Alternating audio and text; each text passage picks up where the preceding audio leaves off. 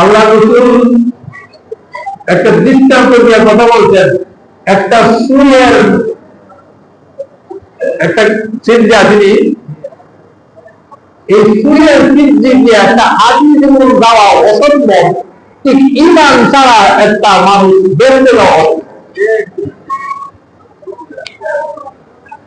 এই জন্য আল্লাহ একটা ইন্নামা ইয়ামুরু মাসাজিদাল্লাহি মান আমানা বিল্লাহি ওয়াল ইয়াউমিল আখির। আল্লাহ একটা সার্টিফিকেট দিয়ে দিয়েছে। সার্টিফিকেটটা কি না?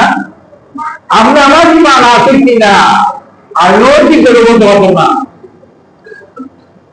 এটা বন্ধ হয়ে যাবে, এই বাক্যটা বন্ধ হয়ে যাবে।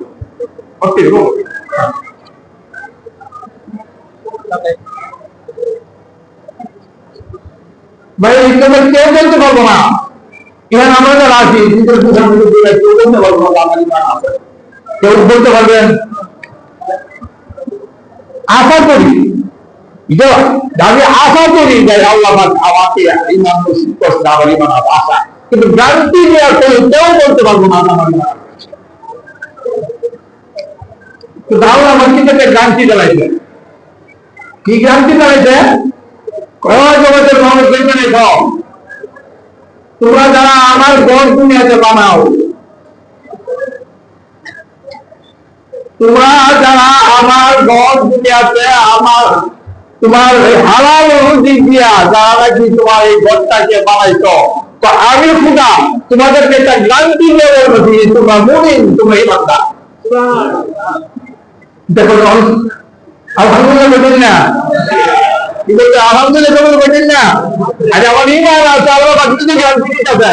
তো তুমি যদি হালাল করতে করছো, তাহলে আমি খোদা তোমাকে গ্যারান্টি দিলাম যে তোমার ঈমান আছে, তুমি মুমিন। তাহলে এই ঘরটার ফলাফল ভালো না খারাপ?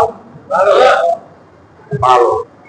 এখন এই ঘরটা এই যে বানাইছি, কবি ইকবাল একটা কথা বলছেন, রুসমে আরা রহ গই হ্যায় রুসমে লালি নারাই, রুসমে তালিম রহ গই হ্যায় তালিমে গজালি নারাই।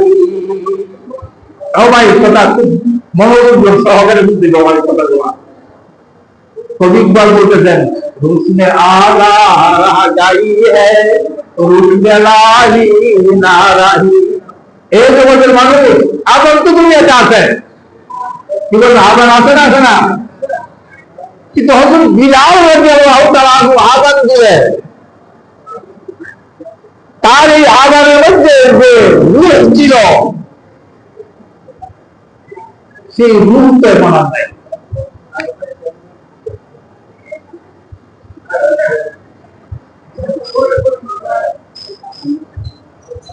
এই জন্য মসজিদ বানাইছি। আল্লাহ রাসূল আর হাদিসে বলেন, মাসাজিদুহা আমিরাতুন খারাবুন মিনাল হুদা। বহুত মানুষ মসজিদ বানাই দেবে, কিন্তু এই মসজিদ হেদায়েত থেকে খালি থাকবে, হেদায়েত থেকে খালি, হেদায়েত থাকবে না। রুসুম আমার এই টুপি শুক্র লাগাইলে টুপি লাগাই দিয়া পাঞ্জাবি লাগাইয়া আমি আসি, আমার বাপ যাবে যাইতো মানুষ না গেলে কি বলবো, মানুষে কি করব? এই এটা কি আসল হাজি কত মুসল্লি মাল্লাম দেহানো মুসল্লি হাতি কত মুসল্লি দিব? আমার এই নামাজটা আমার দুনিয়ার সমস্ত সম্পদ থেকে, আমার সমস্ত চীন আসবাব থেকে, আমার বাড়িঘর থেকে, আমার সমস্ত টাকা পয়সা থেকে এই নামাজটা অনেক দামি, অনেক দামি, অনেক দামি। এই মনে করে আমার নামাজ করতেই হবে। শুধু পড়লেই হবে না, যেমন আমি পড়বো আমার পাড়া প্রতিবেশীকে নিয়ে আবার কত বুঝাইছে? হ্যাঁ, এই জন্য আল্লাহ রাসূল হাদিসে সময় খুব কম, সংক্ষেপে কথা বলতেছি। আল্লাহ রাসূল সাল্লাল্লাহু আলাইহি ওয়াসাল্লাম বলেন, আহাব্বুল বিলাদি ইলাল্লাহি মাসাজিদুহা। আল্লাহ রাসূল বলেন, আল্লাহর কাছে এই দুনিয়ার মধ্যে সবচেয়ে প্রিয়তম জায়গা হলো মসজিদ। সবচেয়ে প্রিয়তম জায়গা কোনটা?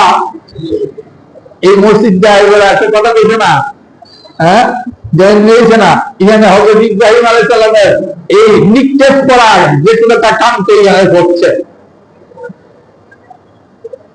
এই জন্য মসজিদ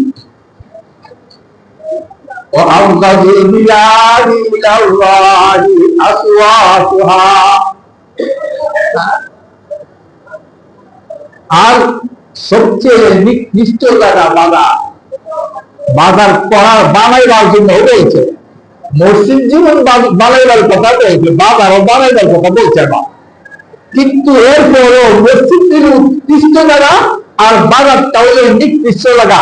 কারণ যত আকাম খারাপ কাজ যত আছে সবটা বাজার হবে। আর মসজিদের মধ্যে কি হয়? নামাজ হয়, জিকির হয়, তালিম হয়, কি হয়, ওয়াজ হয়, তাবলীগ হয়, এটা খারাপ আছে এর ভিতরে। এই জন্য এটা সবচেয়ে উত্তম জায়গা।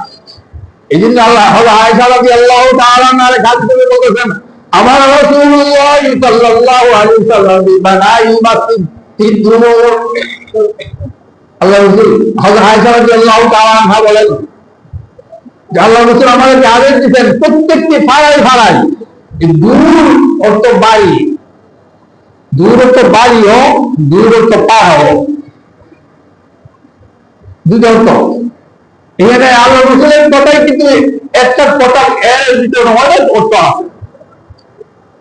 আল্লাহ রাসূলের কথা তো কৌশলপূর্ণ কথা ছিল, একপূর্ণ কথা ছিলেন। দূর করে ব্যবহার করছে এই জন্য যে মহিলারা তোমরা তোমার ঘরের মধ্যে একটা মসজিদ বানাইলে, ঘরের মধ্যে একটা মসজিদ আলাদা একটা জায়গা করে দেবো যে তোমরা এই জন্য নামাজ পড়বা। আবার দূর অর্থ তারা, এটা পুরুষকে বলছেন, এই পুরুষরা তোমরা তোমাদের পাড়ার মধ্যে একটা মসজিদ বানাই দাও যাতে তোমরা সকলে মিলে নামাজ পড়তে পারো।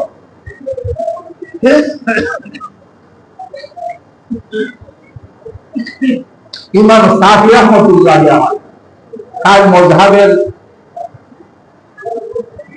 এক মাযহাবের ইমাম, উনি বলেন যে মুসলমানের নামাজ জামাত ছাড়া হয়ই না। কথা কি বলছেন? কে বলছে? ইমাম শাফি রাহমাতুল্লাহ। তবে আমাদের আমাদের হালকা করে দিতে নামাজ যাদের তোমার এটা আদায় হয়ে গেছে, তবে এক রাখাতে এই মসজিদে নামাজ পড়লে 500 রাকাতের সওয়াব পাওয়া যাবে। এই যেটা আপনি পাবেন না, এটা হবে। এই জন্য জামাতে পড়ার দরকার আছে না? এই পাড়াতে মসজিদের দরকার আছে না? এই জন্য মসজিদের দরকার যে আমরা প্রত্যেকের নামাজ যাতে জামাতের সুবিধা হয়। এক, 2 নাম্বার, আমি যেমন আমরা যে আগে আসছি সকলের মাথা টুপি আছে, এই টুপি আমরা কিছু ওয়াজ শুন না, কিছু আমাদের কথা শুন না, কিছু মুরব্বী আছে টুপি টাপি লাগাই যায় মসজিদে লাঠি কিন্তু দেখি সব মিলে এই একটা টুপি। ঠিক যদি মসজিদ এখানে না থাকে তাহলে আপনি আমার যে ছেলেরা, আপনি আমার নাতিরা, আপনি আমার যে পর্যন্ত যারা ভবিষ্যৎ পর্যন্ত যারা হবে, এরা তো ঈদের ধার ডাকবে না, মসজিদের ধার ডাকবে না, টুকুরের ধার ডাকবে না, টুকুর ধার না ডাকলে নামাজ হবে না। এই জন্য প্রত্যেকটি পাড়ায় একটা মসজিদের দরকার আছে। এই মসজিদের মধ্যে তাকে সকলে মিলে নামাজ পড়া। এরপরে আয়াত করতে ইন্নামা ইয়াউল মাসাজিদ, ইয়াউল অর্থ আরেকটা, ইয়াউল অর্থ এই মসজিদটাকে তুমি আবাদ করতে হবে। আবাদ একটা মতো মসজিদ আমি কি চাইছি, একটা সার্টিফিকেট পাইছি না, হয়েছি না? একটা সার্টিফিকেট পাইছি, কি সার্টিফিকেট? যে আমি মুমিন, আমি ইমানদার। 2 নাম্বার, আমি এই মসজিদটা করবো, ইয়ামের অর্থ এই মসজিদটাকে আবাদ করতে দিব। আবাদ কেমনে করতে দিব?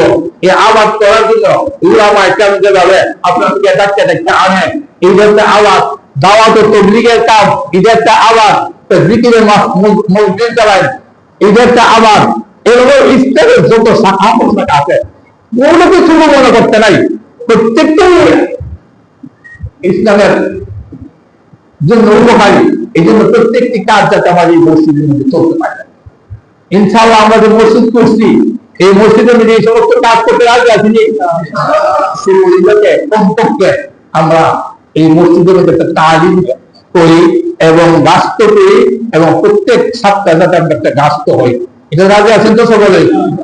আল্লাহ পাক আপনাদেরকে আমাদেরকে, আমি দোয়া করি মসজিদ আল্লাহ কায়েম করুন এবার, আর মসজিদটা আর চিরস্থায়ী হোক, আপনারা এই মসজিদের চিরস্থায়ী মসজিদ হোক। আর আল্লাহ পাক যেন এর উসিলায় আল্লাহ পাক আমাদেরকে সকল মুসলমানকে জান্নাত নসিব করবেন। সকলে বলে আমিন। ওয়া আলাইনা ইল্লাল বালাগ।